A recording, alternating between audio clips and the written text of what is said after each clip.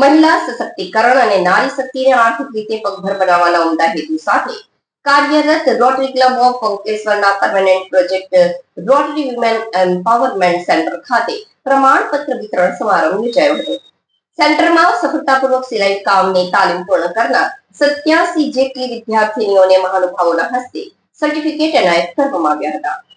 મહિલા સશક્તિકરણ અને નારી શક્તિને આર્થિક રીતે પગભર બનાવવાના ઉમદા હેતુ સાથે કાર્યરત રોટરી ક્લબ ઓફ અંકલેશ્વરના permanent project rotary women empowerment centre ખાતે પ્રમાણપત્ર વિતરણ સમારંભ યોજાયો હતો.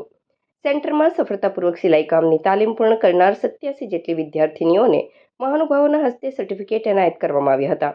આ ગરિમાપૂર્ણ કાર્યક્રમમાં BEIL ઇન્ફ્રાસ્ટ્રક્ચર લિમિટેડના CEO Bhupendra Dalwadi, senior vice president Manoj Patel, Atul Agarwal, Ashish Gurjar અને હર્ષ શાહ વિશેષ રૂપે ઉપસ્થિત રહ્યા હતા.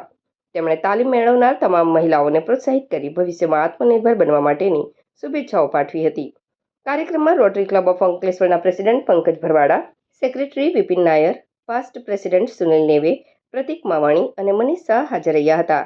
આ ઉપરાંત ઇનરવ્હીલ ક્લબ ઓફ અંકલેશ્વરના president Rupal Bharwada, project chair Miraben Panchwani અને કાર્યક્રમના સફળ સંયોજક પૂજા કાયસ્થની ઉપસ્થિતિમાં આ દીકરીઓ અને મહિલાઓને સન્માનિત કરી તેઓ પોતાના પગ પર ઊભા રહી રોજગારી મેળવી શકે તે માટે માર્ગદર્શન પૂરું પાડવામાં આવ્યું હતું.